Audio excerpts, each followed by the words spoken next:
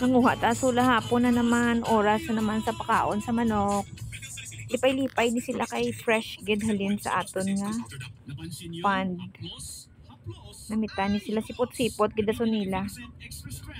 Libre lang patuka.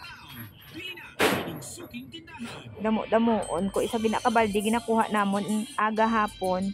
Pero may ara pag gina sila mga sa mga 10 o'clock pa merienda pag gina sila asola.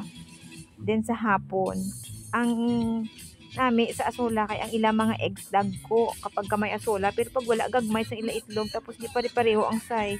Pero subong sang nagdo mga pila na kami kawis ka pakaon sang asola dagko sang ilang egg kanami sang ilang mga itlog. Napakaon na kay gahulat na inyo sila sa akon subong for sure. Tinan mo dyan magatanga-tanga na sila, makita na nila kami nga gapakadto gatanga-tanga na sila kanami sa ila tanawon.